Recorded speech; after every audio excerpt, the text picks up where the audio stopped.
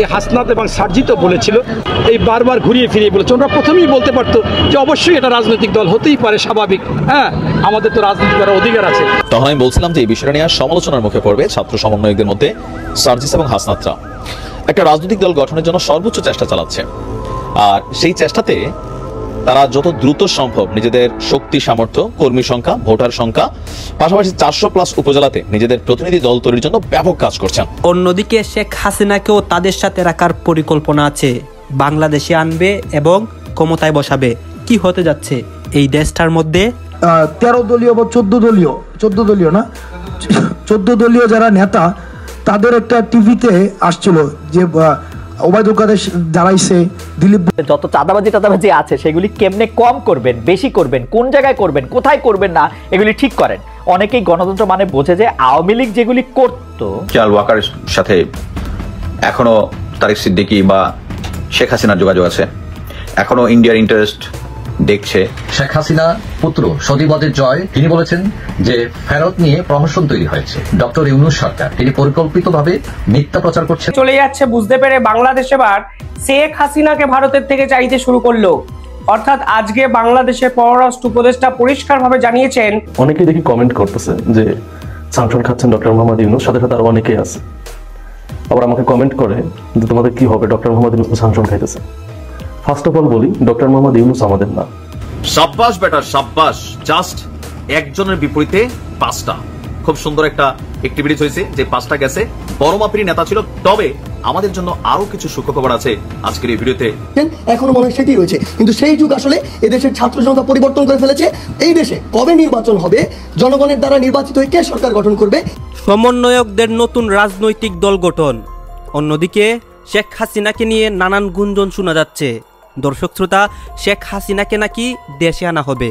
আপনারা তো সবাই জানেন কোটা আন্দোলনের যে প্রধান 2 সমন্বয়ক সার্জিস এবং হাসনাত আব্দুল্লাহ, তারা কিন্তু দল গঠন করতে যাচ্ছে, এবং এইটা নিয়ে বর্তমানে সামাজিক যোগাযোগ মাধ্যমে অনেক আলোচনা হচ্ছে, সমালোচনা হচ্ছে, এবং অনেক নিউজ কিন্তু প্রকাশ হয়েছে যেইগুলো বর্তমানে মিলিয়ন মিলিয়ন মানুষে দেখেছে, এবং এইসব দেখে সবাই অবাক হয়েছে। সব কিছুই আপনাদের সামনে তুলে ধরবো। অন্যদিকে শেখ হাসিনাকে নিয়ে যে গুঞ্জনটা ছড়াচ্ছে, এইসব নিয়েও কথা বলবো। সর্বশেষ শেখ হাসিনার কি হবে, এবং তারা শেখ হাসিনাকে নিয়ে আসলে কি তাদের সাথে অ্যাড করবে, দল গঠন করবে, এইসব তথ্য আমরা পর্যালোচনা করে অনেক তথ্য এবং ভিডিও পাই। সব কিছুই কিন্তু আপনাদের সামনে এক এক করে তুলে ধরবো। ভিডিওটা কিছুটা লং হবে, কিন্তু অনেক তথ্য জানতে পারবেন এই ভিডিওর মাধ্যমে শেখ হাসিনাকে নিয়ে। অন্যদিকে সমন্বয়করা যে একটা প্ল্যান করেছে, মাস্টার প্ল্যান, সেইগুলো নিয়ে সম্পূর্ণ ভিডিও ধৈর্য সহকারে দেখার জন্য আপনাদের কাছে আমার রিকোয়েস্ট থাকবে, এই যে দেখতে থাকুন। লাইব্রেরির সামনে একবার তারা একটা দল ঘোষণা করলো, সেটা তেমন একটা টিকে নেয়। পরবর্তীতে তারা নাগরিক কমিটি করেছে, তখনও বলেছে, কিন্তু আমরা দেখেছি যে 3 জন উপদেষ্টা মাহফুজ এবং আপনার আসিফ এবং নাহিদ, তারা বলছে যে না, আমরা কোনো রাজনৈতিক দল করব না। পাশাপাশি এই হাসনাত এবং সার্জিত বলেছিল কোনো দল করবে না, কিন্তু জনগণের কৌতূহল ছিল যে আসলে করবে। তা আমরা দেখলাম যে সৎ কথা শুরু থেকেই বলতে পারেনি, এবং আমার মনে হচ্ছে যে ওদের যে ওস্তাদ, ওনাদের যে ওস্তাদ, সেই ওস্তাদ মনে হয় ভালোভাবে প্রশিক্ষণ প্রাপ্ত না। এই জন্য এই বারবার ঘুরিয়ে ফিরিয়ে বলেছে। ওরা প্রথমেই বলতে পারতো যে অবশ্যই এটা রাজনৈতিক দল হতেই পারে, স্বাভাবিক, হ্যাঁ, আমাদের তো রাজনীতি করার অধিকার আছে।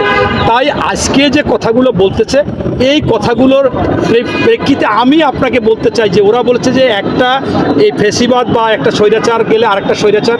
এখানে হয়তো বা আপনারা ধরে নিয়েছেন যে বাংলাদেশে এখন সর্ববৃহৎ দল হচ্ছে বিএনপি, এরপর জামাত। এই জামাত বিএনপি যে কোনো একটা দল আসবে, তাদের কি বলতেছে। এখন আমি আপনাকে প্রশ্ন করতে চাই যে এই বাংলাদেশে 16 বছর এবং 111 সরকার ছিল না, 2 বছর ছিল 111, 18 বছর।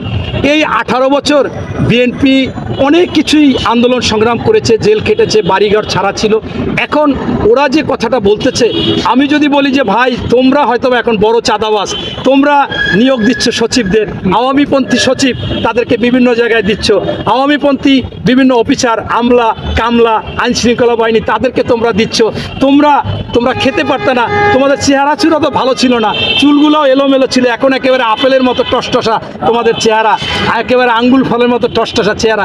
কিভাবে হলো ভাই এটা? তুমি তো এখনো দৌড়ের মধ্যে থাকার কথা, কারণ যারা শহীদ হয়েছে, কারা শহীদ হয়েছে, তারা কোনো না কোনো দলের সাথে জড়িত। আমি একটু আগে আপনাকে বলেছিলাম যে আমাদের বাগেরহাটে 8 জন শহীদ হয়েছে, 8 জনই বিভিন্ন দলের।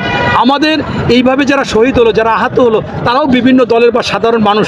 তাদের জন্য তুমি তো কথা ছিল যে তুমি তাদের জন্য কিছু করবা, তারা কিন্তু তাদের অধিকার আদায়ের জন্য আন্দোলন করতে হয়েছে। তাদের চিকিৎসার টাকা পর্যন্ত তোমরা চিন্তা করোনি, তোমরা শুধু দৌড়াচ্ছিলা কাকে বদলি করবা, কাকে নিয়োগ দিবা, কাকে কোনখানে ট্রান্সফার করবা, কারকে চাকরিচ্যুত না হয় ঠেকাবা, কার ব্যবসা প্রতিষ্ঠানকে তোমরা দেখবা, এই কাজগুলো করেছিলা।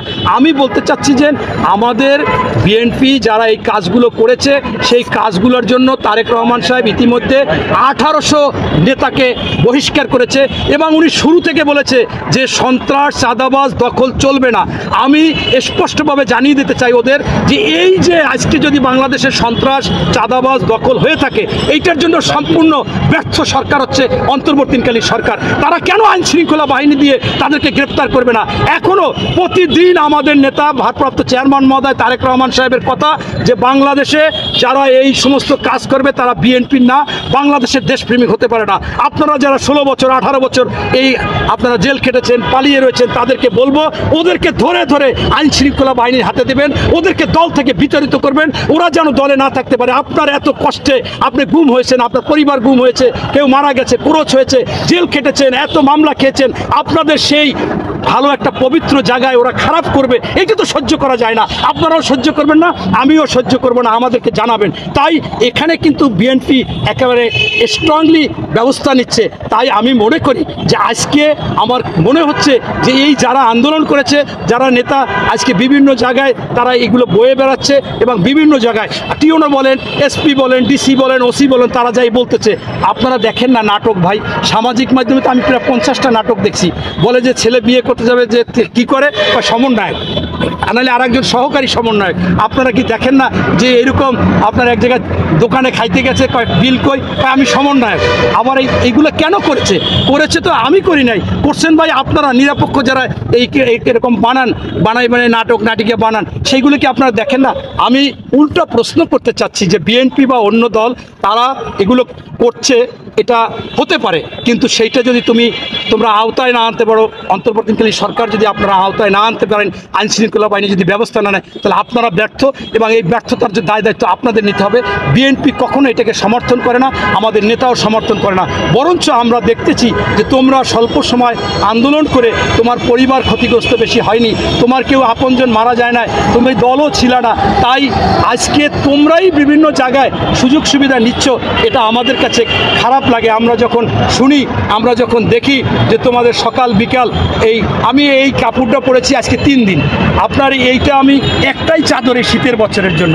আমি মনে করেন এত কষ্ট করি, ব্যবসা বাণিজ্য করি, হাউজিং ব্যবসা করি, আমি তো ভাই এরকম কোনো সুযোগ সুবিধা পাচ্ছি না, সকাল বিকাল ড্রেস চেঞ্জ করতে পারতেছি না, গাড়ি চেঞ্জ করতে পারতেছি না। তখন আমি বলছিলাম যে এই বিষয়টা নিয়ে সমালোচনার মুখে পড়বে ছাত্র সমন্বয়কদের মধ্যে সার্জিস এবং হাসনাতরা। একটা রাজনৈতিক দল গঠনের জন্য সর্বোচ্চ চেষ্টা চালাচ্ছে, আর সেই চেষ্টাতে তারা যত দ্রুত সম্ভব নিজেদের শক্তি, সামর্থ্য, কর্মী সংখ্যা, ভোটার সংখ্যা, পাশাপাশি 400+ উপজেলাতে নিজেদের প্রতিনিধি দল তৈরির জন্য ব্যাপক কাজ করছেন। আর যেহেতু নির্বাচনের একটা টাইমলাইন চলে আসছে, সো রাজনৈতিক দল হিসাবে নিজেদেরকে নিবন্ধন করা, নির্বাচনে অংশগ্রহণের অনুমতি প্রাপ্ত হওয়া, আরও বিভিন্ন ইস্যু নিয়ে এখন কিন্তু মাঠে তোড়জোড় কর্মসূচি চালাচ্ছে এই সমন্বয়করা। তো এদের মধ্যে দ্য ব্লুটুথ বয় সার্জিস এবং হাসনাত তারা কিন্তু সবচেয়ে বেশি ভূমিকা রাখছেন, বিভিন্ন সভা, সেমিনার, অনেক কিছুতে তারা কানেক্ট হচ্ছেন। তো এই কর্মসূচিগুলো করতে গিয়ে একটা বিরাট ভুল করে ফেলেছেন, আর এটা নিয়ে ব্যাপক সমালোচনার মুখে কিন্তু দিন শেষে ক্ষমাও চাইছেন। এই যে কাউন্সিলরদেরকে নিয়ে ছাত্র গণহত্যা ও ফ্যাসিবাদ বিরোধী সিটি ও পৌর কাউন্সিলরদের জনস্বার্থে পুনর্বহালের দাবিতে কাউন্সিলর সমাবেশ নামক একটা প্রোগ্রাম হয়েছিল, সেখানে অংশগ্রহণ করেছিলেন আপনার সার্জিস, মানে জাতীয় নাগরিক কমিটির মুখ্য যিনি সংগঠক সার্জিস। আর এ নিয়ে দিন শেষে সেখানে অংশগ্রহণ করার কারণে তিনি আপনার সরি বলেছেন, ক্ষমা চেয়েছেন। কারণ হচ্ছে ওইখানে তারা এই কাউন্সিলরদের সমর্থন চেয়েছিলেন। তো এরা তো 95% আওয়ামী সমর্থন, এই যারা কাউন্সিলর আছে বিএনপির 5% হতে পারে। তাহলে এদেরকে নিয়ে ক্ষমতায় বা রাজনৈতিক দলের লোভে স্বার্থে সামহাউ এরা কিন্তু বলে গেছেন আপনাদের সমর্থন চাই। তো এরা সমর্থনটা মানে কারার? আবার এদের মধ্যে অনেকে আছে যারা প্রকাশ্যে এই ছাত্র হত্যাতে বা জুলাই আগস্টের যে গণহত্যা হয়েছে বা ধরেন মাঠে ছাত্রদেরকে পিটাইছে, বিভিন্ন ভূমিকা এখানে কাউন্সিলররা অ্যাক্টিভ ছিল, অনেকে নিয়ে নিউজ শুরু হয়েছে। তো তাদের সমর্থন আপনি চাইলেন কেন? পলিটিক্সের মাঠে নিজেদের অবস্থানটাকে আর একটু শক্ত করার জন্য। এখন পরিস্থিতি যখন খারাপ হয়েছে, বাটে পড়ছে, তবে বয়স কম, একবার আবার কমও বলা যায় না, মাস্টার মাইন্ড লেভেলের পোলাপাইন। বলা হচ্ছে যে এই মুহূর্তে বাংলাদেশে প্রায় 5,500 কাউন্সিলর আছে। সার্জিস লিখছে যে এর মধ্যে প্রায় 1,500 কাউন্সিলরের পক্ষ থেকে একটি প্রতিনিধি দল আমাদের সাথে কিছুদিন পূর্বে দেখা করে। কিন্তু তাদের সাথে কেন দেখা করে আমি এটাও বুঝলাম না। সরকার আছে, জনপ্রশাসন মন্ত্রণালয় আছে, বা এটা কোন মন্ত্রণালয়ের অধীনে আমি জানি না। তো বলা হচ্ছে যে গুরুত্বপূর্ণ বিষয় হচ্ছে তারা স্পষ্ট ভাষায় বলেছিল আমরা সকল কাউন্সিলরদের প্রতিনিধিত্ব করছি না, বরং আমরা 5,500-এর মধ্যে 1,500 কাউন্সিলরদের প্রতিনিধিত্ব করছি। তাদের ভাষ্য ছিল আওয়ামী লীগের আমলে আওয়ামী লীগ এবং তাদের দোসর ব্যতীত বিএনপি, জামাত এবং স্বতন্ত্র জায়গা থেকে যারা প্রতিদ্বন্দ্বী করে নির্বাচিত হয়েছেন তারা তাদের প্রতিনিধিত্ব করছেন। ওই যে 5%-এর কথা তারা বলছেন, কিন্তু এখানে যারা উপস্থিত ছিলেন এদের অনেকেরই ছবি কিন্তু বিভিন্নভাবে আমরা দেখেছি যে পোস্ট করা হয়েছে, একদম নাম ছবি সহ, যে কে কার দ্বারা লাঞ্ছিত হয়েছে। কারণ এই কাউন্সিলগুলো তো ছড়ানো ছিটানো সারা বাংলাদেশে, তো স্থানীয় যে যার হাতে লাঞ্ছিত হয়েছে তারা কিন্তু এগুলো নিয়ে পোস্ট করা শুরু করছে। দেন সার্জিসের হয়তো বিষয়টা বোধগম্য হয়েছে যে কোথায় ভুলটা হয়ে গেছে। তো বলা হচ্ছে যে তাদের কিছু গুরুত্বপূর্ণ মতামতের সারমর্মটা এমন ছিল যে প্রথমত নির্বাচনে তারা দলীয় প্রতীকে অংশগ্রহণ করেনি, পাশাপাশি 16 বছরে আওয়ামী লীগের মাধ্যমে মামলা, জেল, জুলুম, আচ্ছা তারা ব্যক্তিগত গ্রহণযোগ্যতায় নির্বাচন করে জয়লাভ করেছে। আর ছাত্র জনতার অভ্যুত্থানে তাদের সক্রিয় অংশগ্রহণ ছিল। তো কয়েকজন ছবি ভিডিও দেখিয়েছে। তাছাড়া ইউনিয়ন পরিষদে দলীয় মার্কায় আওয়ামী লীগের বিরুদ্ধে অনেকে নির্বাচিত হয়েছে, তাহলে ব্যক্তিগত যোগ্যতায় জয়লাভের পরেও তারা কেন শপথে বহাল থাকার দাবি করতে পারবেন না? যে কাউন্সিলর আওয়ামী লীগের দোষর ছিল তারা পালিয়ে গেছে, আওয়ামী লীগের বিপক্ষে লড়াই করে এই সরকারের কাছে এটা তাদের জন্য। আচ্ছা যাই হোক, এখানে বিশাল বক্তব্য সাজিস বিষয়টাকে বুঝাইছে। আসলে এখানে যে জায়গাটাতে বাটে পড়ে গেছে সেই জায়গা থেকে তারা একটা মত বিনিময় সভা করতে চেয়েছিল এবং তাদের কথাগুলো শোনার জন্য অনুরোধ জানাচ্ছিল। তাদের দাবির পরিপ্রেক্ষিতে এই সমন্বয়কদের বা জাতীয় নাগরিক কমিটির নেতাদের মনে হয়েছে যে একটা কি বলা যায়, একটা প্রোগ্রাম করাই যায়। তো তাদের কথাগুলা তারা শুনছে। তখন মনে হয়েছে যে দলীয় প্রতীকে নির্বাচিত ইউনিয়ন পরিষদ এখনো বিদ্যমান রয়েছে, স্থানীয় প্রশাসন জনপ্রতিনিধিদের অভাবে কিছুটা স্থবির। তো জনগণের পালস বুঝে সে অনুযায়ী প্রয়োজনীয় রেসপন্স করতে পারছে না কাউন্সিলররা। এখানে নানান বক্তব্য পলায় অনেক বড় লেখা লিখছে। তা আমি যতটুকু দেখতে পেলাম, তো ফাইনালি তার বক্তব্য ছিল গতকালকের বক্তব্যে আমাদের 2-1 জনের কিছু শব্দ বাক্য এমন ছিল যা আমাদের বক্তব্যে আসা উচিত হয়নি।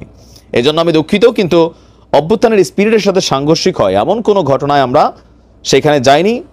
সমালোচনার জন্য তিনি উন্মুক্ত দ্বার দিয়েছেন।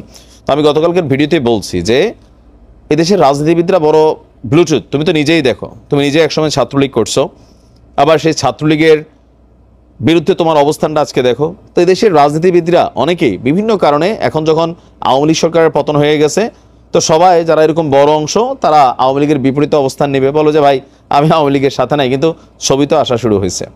তা একটু সচেতন হতে হবে। রাজনীতির মাঠটা বড় পিচ্ছিল, আমাদের থেকে তোমরা ভালো বোঝো কম বেশি যে জায়গাতে তোমরা লিড করছো। তবে এমন কোনো কিছু করা যাবে না।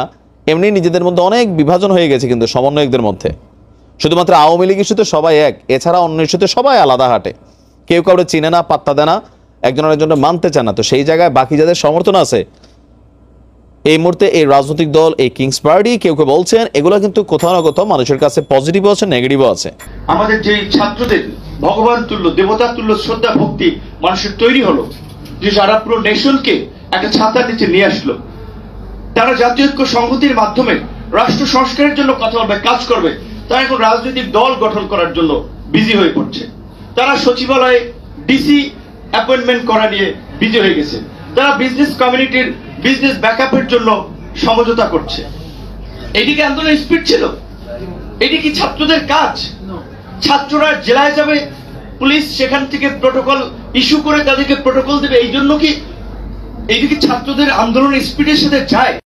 নিয়ে কাজ করে একটা স্টুডেন্টদেরকে একটা পজিটিভ অ্যাক্টিভিজমের দিকে অনেকখানি এগিয়ে নিয়ে তারপরে আমি ব্যক্তিগতভাবে রাজনীতি করতে পারতাম। যাই হোক, কিন্তু আমি নিজের এখন পর্যন্ত নিজের বেনিফিটের কথা চিন্তা করে, পদ পজিশনের কথা চিন্তা করে কোনো সিদ্ধান্ত নেয়নি। তাহলে শেখ হাসিনার সাথে তাল মিলিয়ে ডাকসু নির্বাচনের পরে গণভবনে যাওয়ার সুযোগ হয়েছে, একাধিকবার সরকারের টপ পর্যায় থেকে শুরু করে ইন্টারন্যাশনাল কমিউনিটি নেগোসিয়েশন করার চেষ্টা করেছে, ওইদিকে আমরা যেতাম। আমরা একটা স্রোতের বিপরীতে দাঁড়িয়েছি। আজকে আমাদের অগ্রজ, অনুজ, সহযোদ্ধা, সহকর্মী সকলের প্রতি অনুরোধ থাকবে, আল্লাহর হস্তে আপনারা রাজনীতি করবেন, আপনাদের অনেকের ফেস ভ্যালু আছে, খুব well known, very well known, পরিচিতি আছে, রাজনীতি করেন। এখন আপনাদেরকে ঘিরে যে একটা সেন্টার তৈরি হয়েছিল ন্যাশনাল ইউনিটির, সেটার দিকে মনোযোগী হয়ে দেশকে রিফর্ম এবং একটা স্টেবল রাষ্ট্র করার জন্য কিভাবে কাজ করা যায় সবাইকে নিয়ে একটু সেটা ভাবেন। আর আজকের আলোচকদের, বিশেষ করে আপনার Dhaka international university, Bangladesh centre for governance and development, এটা পুরো নামটা তো হলো না, ডেভেলপমেন্ট এটু পর্যন্তই, ডেভেলপমেন্ট স্টাডিজ বা একটা ইনস্টিটিউশন, তাদেরকেও ধন্যবাদ জানাচ্ছি। এবং এই ধরনের একাডেমিক ডিসকাশন গুলো প্রচুর হওয়া দরকার, প্রচুর। অনেকে বলছে আলোচনা হচ্ছে, আলোচনা থেকে আলো ছড়াচ্ছে না, চড়া বের হচ্ছে, তারপরেও হওয়া দরকার, আলো বের হবেই, আলোচনা চলতে থাকলে এখান থেকে আলো বের হবে। সুতরাং এই ধরনের আলোচনাগুলো হোক, ছাত্ররা কথা বলুক, শিক্ষকরা কথা বলুক, মাকসুদ কামাল ভাইদের মতো আপনার সাংবাদিকরা কথা বলুক, রাজনীতিবিদদের বকবকানি সারা জীবন। যেটা সব থেকে বড় খবর সেটা হচ্ছে শেখ হাসিনার সাথে এখনো পর্যন্ত যোগাযোগ রাখছেন ওয়াকারুজ্জামান, বাংলাদেশের সেনা প্রধান। এমনটাই অভিযোগ উঠে আসছে বাংলাদেশ থেকে। এবং তার পাশাপাশি ইউনূসকে ফোন করে হুঁশিয়ারি দিয়েছেন বাইডেন প্রশাসন। প্রশাসন তো চেঞ্জ হবে, কিন্তু এখনো বাইডেনের রয়েছে। মানে যেমনটা আমি আপনাদেরকে বলেছিলাম যে টাকা হচ্ছে সব থেকে সেকুলার জিনিস, যা টাকা এবং ব্যবসা যে চেনে সে অন্য কিছুতে বেশি মাথা ঘামাবে না। বাংলাদেশের যা ইস্যু চলছে তাতে আমেরিকার এক্স মেজর ভারতকে অফার করেছিলেন, কিনে নিন F-16 জেট, বুঝিয়ে দিন বাংলাদেশকে। কিন্তু ভারত এখনো পর্যন্ত কেনার ইন্টারেস্ট দেখায়নি, যেখানে এস জয়শঙ্কর ইউএস পর্যন্ত যাচ্ছেন, 6 দিন সেখানে থাকবেন। এবং আপনারা খুব ভালো করে জানেন যে প্রশাসন বাইডেন প্রশাসন হলেও সেই প্রশাসন চেঞ্জ হতে চলেছে, কিন্তু তার মধ্যে ইউএস কিন্তু নিজের স্ট্যান্ড পয়েন্ট ক্লিয়ার করে দিয়েছে এবং ডিরেক্টলি মোহাম্মদ ইউনূসকে ফোন করে বলেছেন, অর্ডার দিয়েছেন যদি বলে থাকি এই শব্দ তাহলে সেটাও ভুল না, যে হিন্দুদের ওপর অত্যাচার হচ্ছে সেটা দেখে নাও, বিষয়টা সেটাকে দেখো। তার মানে আমরা জানি, আমরা বুঝতে পারছি সেখানে সংখ্যালঘুর উপর অত্যাচার হচ্ছে, সেই বিষয়টা দেখো। এবং মানবাধিকারের যে সমস্ত যা ঘটনা ঘটছে তার বিরুদ্ধে যা যা অ্যাকশন নেওয়ার সেগুলি নাও। এটা কে বলেছে? দ্য মোস্ট ইম্পর্টেন্ট হচ্ছে এটা বলেছেন US national security adviser Jake Sullivan. এখন বিষয়টা হচ্ছে যে US national security adviser directly phone করছেন বাংলাদেশের প্রধান উপদেষ্টা মোহাম্মদ ইউনূসকে। তার মানে কত বড় কাঠপুতুল একবার ভেবে দেখুন। তাকে বলছেন যে সংখ্যালঘুর উপর অত্যাচার হচ্ছে, বিষয়টাকে একটু দেখো। কারণ আসছেন এস জয়শঙ্কর, যেখানে বিভিন্ন বিষয় নিয়ে আলোচনা হলেও বাংলাদেশ ইস্যু তো উঠবেই, সেখানে আমাদেরকে আমাদের স্ট্যান্ড পয়েন্ট ক্লিয়ার করতে হবে। এবং সব থেকে বেশি ইম্পর্টেন্ট সেটা হচ্ছে বাংলাদেশ খুব বিপদে। কথায় কথায় এই যে ভিক্ষা চাইতে চলে যেত, ইউএসএ যাবে না, বড়লোক দেশের কাছে তো যাবে। চায়নার কথা ছেড়ে দিন, চায়না তো বলে দিয়েছে উই আর নট ইন্টারেস্টেড, তুমি ভাড়মে যাও। তাহলে বড়লোক দেশকে, বড়লোক দেশদের আবার বিশ্বের চারিদিকে আলোচনা হয়, তার মধ্যে এক হচ্ছে ইউএসএ। এবার সেখানে আমেরিকাও বলে দিয়েছে যে তুমি সাবধান হও, সংখ্যালঘুর উপর অত্যাচার হচ্ছে। ভারত ছেড়ে দিন, ভারত তো বাংলাদেশকে পাত্তাই দেবে না। যে কান্ট্রি এখনো পর্যন্ত মুখ খোলেনি বা বাংলাদেশের সাথে পাশে ছিল না, রাশিয়া, তাকে পর্যন্ত চটিয়ে দিয়েছে বিনাশকালে বিপরীত বুদ্ধি। আমি যাব সেই বিষয়ে ডিটেলে, কিন্তু তার আগে আপনাদের জানা উচিত যে এই বাইডেন প্রশাসনের দিক থেকে ফোন গেছে মোহাম্মদ ইউনূসকে, ঠিক আছে, কিন্তু এখনো পর্যন্ত বাংলাদেশে শেখ হাসিনার এটা ক্রেজ নাকি শেখ হাসিনাকে বাংলাদেশের লোক পছন্দ করে না, কি ব্যাপার, এত কেন ভয় শেখ হাসিনাকে? কুড়ে কুড়ে পুরনো কেসকে হাইলাইট করার ব্যবস্থা চলছে এবং জোর করে কেস লাগানো হচ্ছে, যেখানে বলা হচ্ছে শেখ হাসিনাকে ফেরত দিতে হবে, ভারতের ইনভলভমেন্ট রয়েছে। কোন 2009 সালের মামলা সেটাকে নিয়ে বলা হচ্ছে ভারতের ইনভলভমেন্ট রয়েছে। কিন্তু তার আগে ভীষণ ইম্পর্টেন্ট সেটা হচ্ছে তারিক সিদ্দিকী এবং শেখ হাসিনার সাথে যোগাযোগ রয়েছে বাংলাদেশের সেনা প্রধান ওয়াকারুজ্জামানের, এমন কথাটা চারিদিকে ভেসে বেড়াচ্ছে, ওপেন হয়ে আলোচনা হচ্ছে। এবং আমি আপনাদেরকে বলেছিলাম যে মোহাম্মদ ইউনূস এখন একটা নিজের নতুন দল তৈরি করছে এবং খুব শীঘ্রই যেটা ঘটবে সেটা হচ্ছে ওয়াকারুজ্জামানকে বিতাড়িত করবে, কারণ ওয়াকারুজ্জামানের সাথে মোহাম্মদ ইউনূসের একদমই পড়ছে না, বনিবানা হচ্ছে না। যেখানে বিক্রম মিস্ত্রিও গিয়েছিলেন ওয়াকারুজ্জামানের সঙ্গে 1.5 ঘন্টা বৈঠক করেছিলেন, সেই বৈঠক সম্পর্কে বাংলাদেশের ইন্টারিম গভর্নমেন্টই জানতেন না। এই তো হচ্ছে বাংলাদেশের পরিস্থিতি, যেখানে জানিয়ে দিই ক্যাপ্টেন তানভীর হায়দার নূর, তার ওয়াইফ যার নাম হচ্ছে তাসনুভা হায়দার, এনার হাজবেন্ড মারা গিয়েছিলেন বিডিআর বিদ্রোহে। ওই ওয়াইফ অর্থাৎ এই তাসনুভা হায়দার, তাসনুভা ভাবি আপনি বলতে পারেন, ভাবিজি অভিযোগ লাগাচ্ছেন যে ওয়াকারুজ্জামানের সাথে শেখ হাসিনার এখনো যোগাযোগ রয়েছে। সিস্টেমের মধ্যে শেখ হাসিনার লোক ঢুকে আছে, যেখানে এখনো পর্যন্ত বাংলাদেশের প্রেসিডেন্ট এবং সেনা প্রধান শেখ হাসিনার সাথে যোগাযোগ রাখছেন। কি কারণ? কারণ এটাই যে আমি যতবার, অর্থাৎ ভাবিজি যতবার নাকি মুখ খুলতে গেছেন, ভারতের বিরুদ্ধে কিছু বলতে গেছেন, ততবার নাকি ওয়াকারুজ্জামান নিজের স্টাফকে পাঠিয়ে ভাবিজিকে বলেছেন যে ভাবিজি কিছু চাই, ভাবিজি কিছু লাগবে, মানে আপনার কি কিছু দরকার, আপনার ছেলের প্লেসমেন্ট আমি দেখে নেবো, কোনো সমস্যা হবে না। অর্থাৎ ভারতের বিরুদ্ধে কথা বলতে কোথাও না কোথাও নারাজ বাংলাদেশের সেনা প্রধান। এবং এই বিষয় নিয়ে পুরো বাংলাদেশের ভেতরে একটা তঞ্চিট সিচুয়েশন চলছে যে কি করে এই সিস্টেমের মধ্যে ঢুকে থাকা শেখ হাসিনার লোকজনকে বিতাড়িত করব। সেই কারণে মোহাম্মদ ইউনূস এখন বিরাট সুন্দর ফাঁদ বলতে পারেন, একটা ফন্দি এঁটেছেন যে বিভিন্ন কেসের মাধ্যমে শেখ হাসিনাকে এমন ভাবে জর্জরিত করব যে যেটুকু চান্স আছে শেখ হাসিনার বাংলাদেশে ফেরার সেটুকু ফিরতে দেবো না। আমি তার দুটো এক্সাম্পল আপনাদের সামনে ওপেন করব। তার মধ্যে প্রথম হচ্ছে রাশিয়াকেও টানা, মানে কতটা মূর্খ কে ভাই, রাশিয়াকে চটিয়ে দিয়েছে, বলছে যে $5 বিলিয়ন নাকি করাপশন হয়েছিল বাংলাদেশে এবং সেই করাপশনের টাকা মেরেছে শেখ হাসিনা, শেখ হাসিনার ছেলে, ভারত এবং রাশিয়া। মানে এই দুর্দিন আমাদের এসছে, টাকা না দেওয়ার আছে তো বলে দাও ভাই টাকা দিতে পারছি না। এই সমস্ত ফালতু অ্যালিগেশন লাগানোর কারণ আমাদের দেশে কি টাকার কমি লেগেছে নাকি যে বাংলাদেশের থেকে টাকা মারতে হবে আমাদেরকে? First allegation. সেকেন্ড অ্যালিগেশন হচ্ছে বিডিআর বিদ্রোহ যেটা ঘটেছিল বাংলাদেশে 25 ফেব্রুয়ারি 2009, সেটা নাকি ভারত করিয়েছিল। মানে তোমাদের দেশের সেনাবাহিনীকে তোমরা মারবে, তোমাদের দেশের লোককে তোমরা মারবে, তো দুদিন পর বলবে যে বাংলাদেশের হিন্দুদেরকে ভারত মেরেছে, বাংলাদেশের হিন্দুদেরকে ভারত প্রভোগ করেছে মারার জন্য। সেম ঘটনা, নিজের দেশের লোককে নিজেরাই মারে, নিজের দেশের সেনাবাহিনীর নিজেদেরই সেনাবাহিনীকে মারে, আর দোষ লাগানো হচ্ছে যে ভারত করেছে। প্রথমে আমি যাই এই বিডিআর বিদ্রোহ নিয়ে, যেখানে মনে করিয়ে দিই আপনাদেরকে, এখানে অ্যালিগেশন লাগানো হচ্ছে যে শেখ হাসিনা ইন্টেনশনালি এটা করিয়েছে এবং তার পেছন থেকে সাপোর্ট দিয়েছে ভারত। ছোট কথা বলি, বাংলাদেশ নিজের ইজ্জত তো তখনই দেখিয়ে দিল যে আমি আমার ব্রেনে চলছি না, আমাকে চালাচ্ছে পাকিস্তান। যখন ওই মুক্তিযোদ্ধাদের গলায় জুতোর মালা দিল, তখনই মোটামুটি পাকিস্তানের না বুকে একটা আত্মা শান্তি পেল, তৃপ্তি পেল। তার মানে বাংলাদেশ ইন্টেনশনালি পাকিস্তানের আত্মাকে শান্তি করছিল, শান্তি দিচ্ছিল। যেখানে বিডিআর বিদ্রোহের মধ্যে জানিয়ে দিই আপনাদেরকে 74 জন নিহত হয়, 57 জন আহত হয়। মানে ভাবতে পারছেন আপনারা, 74 জন বিডিআর জওয়ান যাকে বলা হয় আর্মি, তারা মারা যায়।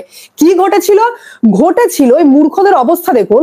বলছে নাকি ডাল ভাত কর্মসূচি, যে কর্মসূচিতে এনাদের যিনি মেজর জেনারেল রয়েছিলেন সাকিন আহমদ, তিনি নাকি ডাল ভাত কর্মসূচিতে ধাঁধলি করেছেন এবং সেই ধাঁধলিতে 3 কোটি টাকা মেরে দিয়েছে। সেই কারণে আমরা বিদ্রোহী, আমরা আন্দোলন করবো। এনাদের আন্দোলন চলতেই থাকে, এনারা দেশও স্বাধীন করতেই থাকেন, আন্দোলনও চলতেই থাকে। সেনারা সেনা প্রধানদেরকে রেসপেক্ট করে না, তো এই দেশের কাছ থেকে আর কি এক্সপেক্ট করা যায়? যেখানে জানিয়ে দিই আপনাদেরকে, ডাল ভাত কর্মসূচিকে নিয়ে বিরাট আন্দোলন হয়।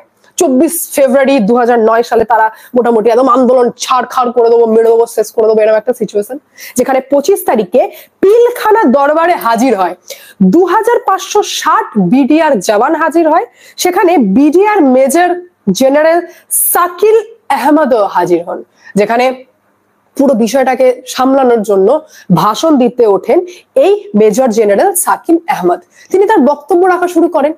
মানুষটাকে বলতে দাও সে কি বলতে চায়।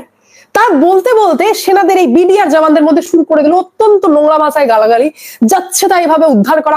এই ধরনের ঘটনাগুলো যখন সামনে আসে, স্বাভাবিকভাবে সেখানে বাংলাদেশ আওয়ামী লীগের নামটাই প্রথম ধাপে উঠে আসবে। 2টা কারণ। প্রথম কারণটা হচ্ছে যে এই জুলাই আগস্ট অভ্যুত্থানের মাধ্যমে আওয়ামী লীগের যে সাম্রাজ্য ছিল সেই সাম্রাজ্যটা গুড়িয়ে গেছে। এর পাশাপাশি অমির রহমান একজন কি বলে যে সুইজারল্যান্ডে সম্ভবত তিনি বসবাস করেন। ছাত্রলীগের সাবেক সভাপতি সাদ্দামের সাথে একটা টেলিভিশন টকশো অথবা সোশ্যাল মিডিয়া টকশো কোনো একটা প্ল্যাটফর্মে তিনি বলছিলেন যে জয় বাংলা কিলিং মিশন গঠন করতে হবে। এরপরই কাকতালীয়ভাবে 2 থেকে 3 জন সমন্বয়কের মরদেহ উদ্ধার করা হয়েছে। পুলিশ ইনভেস্টিগেশনে আছে। একজন সমন্বয়ক গত 72 ঘন্টা যাবৎ মিসিং।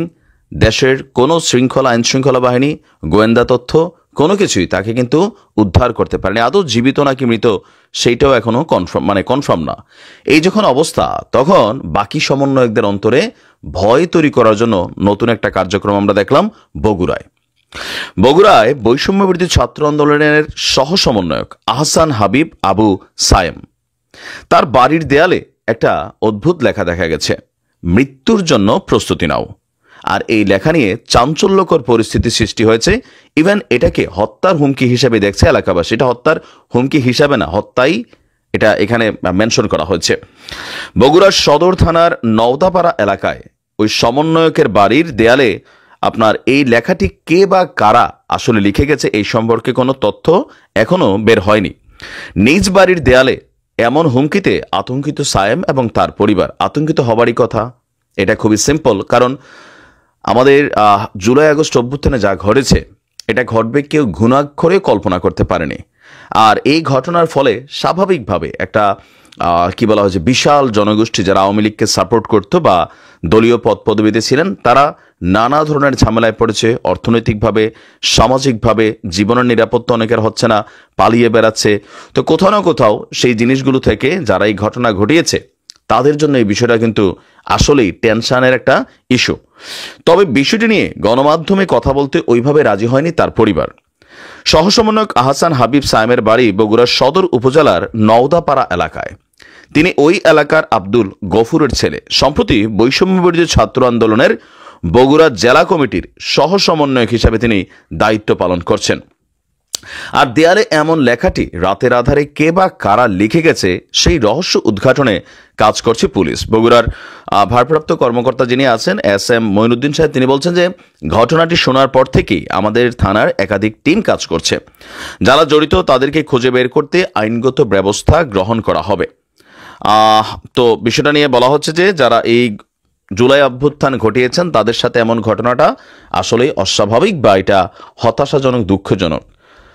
এখন এটার দুইটা পারসেপশন, যে বললাম না যে এই সহ সমন্বয়কদের বা সমন্বয়ক যারা আছেন তাদের নিরাপত্তা ইস্যুটা কিন্তু আস্তে আস্তে একটা কি বলা হয় যে বড় ধরনের ফ্যাক্ট হয়ে দাঁড়াচ্ছে। কারণ তাদের কারণে আওয়ামী লীগের পুরো সাম্রাজ্য ধসে গিয়েছে। পলাতক আছে, বাড়িতে যেতে পারছে না, অনেক জায়গায় মব জাস্টিস হচ্ছে, তাদের সম্পত্তি লুটপাট হচ্ছে, অনেক কিছু হচ্ছে। So Awami League as a দল হিসাবে বা কি বলা হয় যে এজ এ টিম ওয়ার্ক হিসাবে আওয়ামী লীগ কিন্তু যথেষ্ট ভয়ঙ্কর, এটাই হচ্ছে বাস্তবতা। আর যার কারণে আপনি দেখবেন শেখ হাসিনার ইস্যু বা আওয়ামী লীগের কোনো ইস্যু আসলে সমন্বয়ক এবং সহ সমন্বয়কদের মধ্যে অন্তরে কাঁপুনি ধরে। এটার একটাই কারণ যে আওয়ামী লীগের রাজনীতি এই দেশে আর ফিরে না আসুক, এটা সবচেয়ে বেশি চায় এই মুহূর্তে এই সমন্বয়ক এবং সহ সমন্বয়করা। বিএনপি তারা টেকনিক্যালি কথা বলে, বিএনপির আর ওইরকম কোনো ঝামেলা নেই। কারণ তারা তো ভাই 16 বছর যাবৎ যতটুকু নির্যাতিত হওয়ার অথবা সরকার কর্তৃক চাপে পড়ার পড়ছিল। জামাতও ওই রকম ঝামেলায় নাই। ঝামেলায় আছে এই সমন্বয়ক এবং সহ সমন্বয়করা। কারণ অদূর ভবিষ্যতে কখনো যদি আওয়ামী লীগ ফিরে আসে, ওই যে হাসনাত সার্জিস বলছিল যে 20 বছর পরে হলেও আওয়ামী লীগ এই প্রতিশোধ নেবে, আর এটাই বাস্তব যে নেবে, এটাই বাস্তব। এখন এই সহ সমন্বয়ক বা সমন্বয়করা তাদের যে ফ্যামিলি ব্যাকগ্রাউন্ড, লিগেসি, সামাজিক বা এলাকার যে অবস্থান, খুবই অর্ডিনারি ফ্যামিলি থেকে তারা বিলংস করে। এখন আমাদের যারা গ্রাম অঞ্চলে বসবাস করি অথবা শহরের বিভিন্ন জায়গায় বসবাস করি, এখানে ফ্যামিলি লিগেসি একটা ইস্যু আছে যে আপনি কার ছেলে, কার নাতি, আপনার পারিবারিক ব্যাকগ্রাউন্ড কি, অর্থনীতি কতটা শক্তিশালী, এগুলোর উপরেই লোকাল এরিয়াতে আপনার সম্মান বা সামাজিক অবস্থানটা তৈরি হয়। তো এই অভ্যুত্থানের মাধ্যমে যাদের উত্থান ঘটেছে এদের কারোরই রাজনৈতিকভাবে শক্ত কোনো ফ্যামিলি ব্যাকগ্রাউন্ড নাই। আবার অনেকেই ঘাপটি মেরেছিল ছাত্রলীগের মধ্যে, যুবলীগের মধ্যে। আর এখন তারাই দেখা গেছে যে কেউ শিবির, কেউ হয়তো বা আওয়ামী লীগের সাথেই তারা তাদের নিজ দলের সাথে বেমানি করছে বিবেকের তাড়নায়। তারা মনে করছে যে না, এই সরকার যথেষ্ট ফেসিস্ট, ফালাই দেওয়া দরকার। তো এগুলোর কারণে অবশ্যই তাদের অন্তরে ভয় কাজ করছে। বাট রাষ্ট্রের উচিত এই মুহূর্তে এই সমন্বয়ক এবং সহ সমন্বয়কদের উপর ক্রমবর্ধমান যে নিরাপত্তা হুমকি তৈরি হচ্ছে সেটাকে ব্যালেন্স করা, অথবা তাদের প্রটেকশন, এখন প্রটেকশনকে আসলে দেওয়ার সুযোগ আছে? সারা দেশে যে পরিমাণ সমন্বয়ক সহ সমন্বয়ক আছে, এদের প্রোটেকশন দিতে গেলে আরো 2-4-5 লক্ষ পুলিশ নিয়োগ দিতে হবে, এটা কখনোই সম্ভব না।